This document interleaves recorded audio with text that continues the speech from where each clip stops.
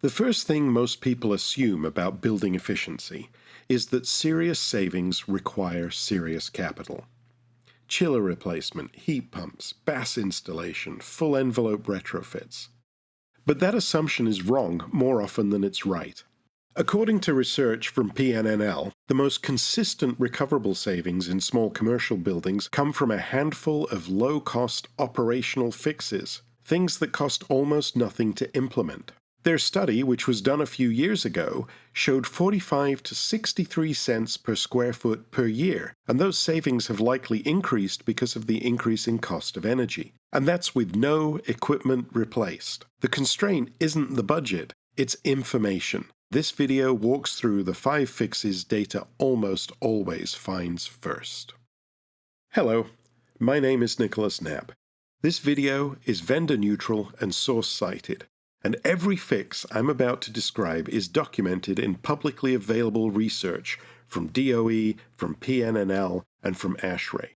Your building is almost certainly running some version of all 5 of them right now, and nobody has looked. The reason the cheap fixes come first has nothing to do with cost. It has to do with probability. If you install a data layer in a small commercial building with no existing automation, and you look at what the building is actually doing for the first time, the problems you find are overwhelmingly operational, not mechanical.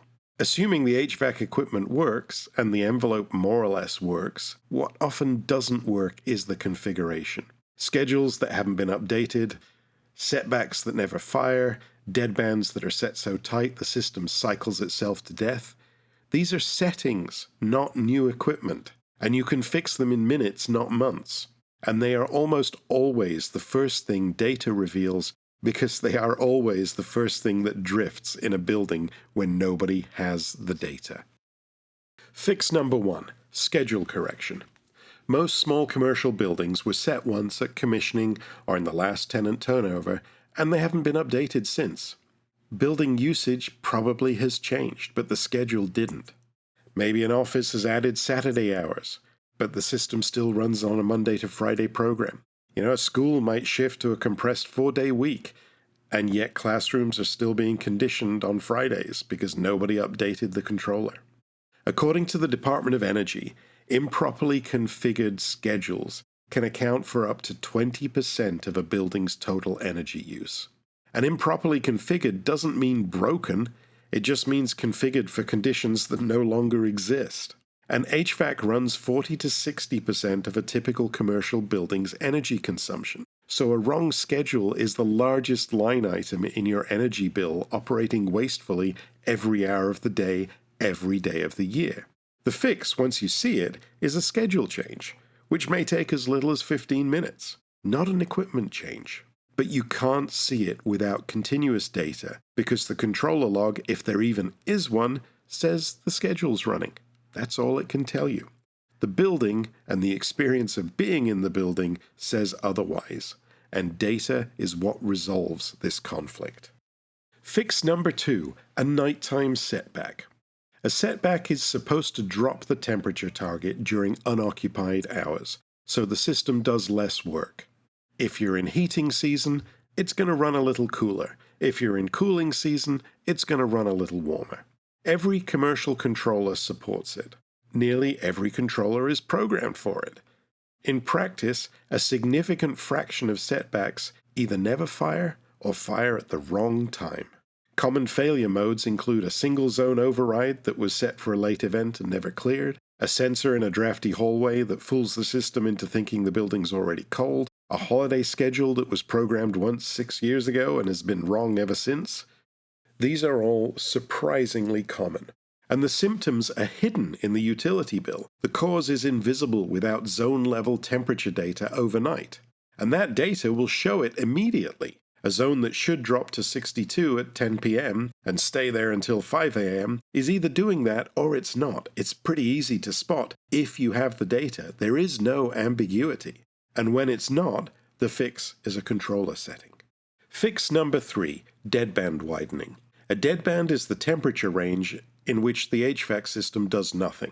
Many buildings run a deadband of 2 or 3 degrees, meaning that the system triggers cooling at 73 and heating at 70, and then constantly cycles to hold that narrow range. Every cycle is a startup and a shutdown.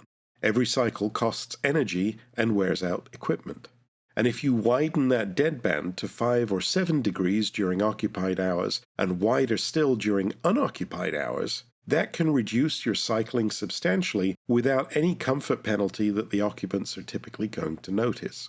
ASHRAE's thermal comfort research consistently finds that a wider occupied deadband paired with the right humidity range produces the same level of occupant satisfaction at meaningfully lower energy use.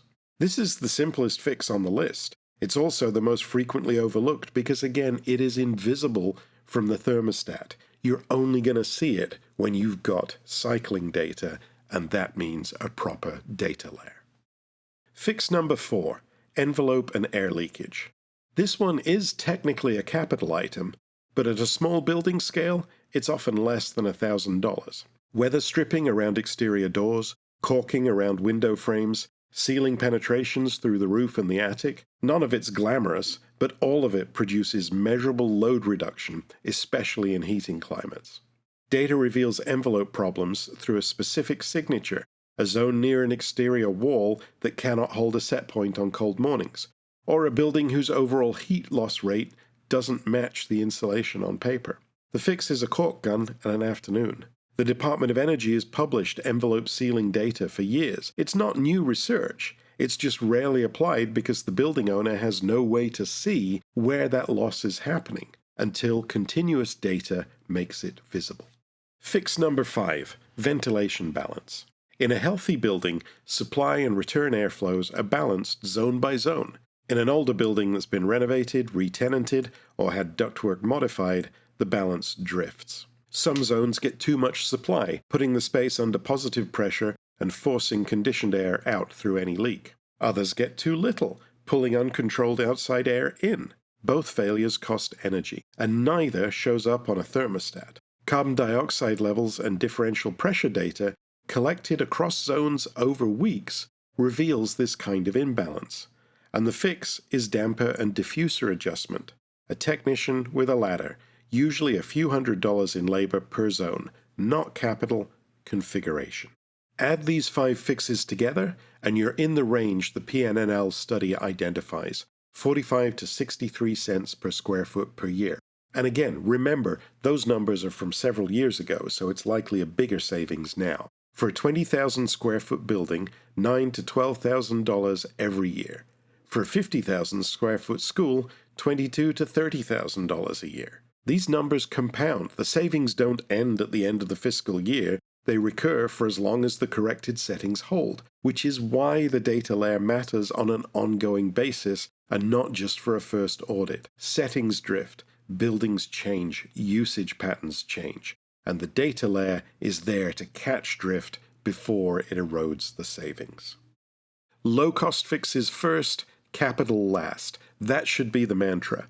This is the monitoring first order of operations, and it's the pattern that holds across every small commercial building I've seen with a data layer installed. The 5 fixes in this video are the ones data almost always finds first, because they're almost always present in every building. More information with source citations for each fix and the research behind the saving ranges is all on FractionalBAS.com.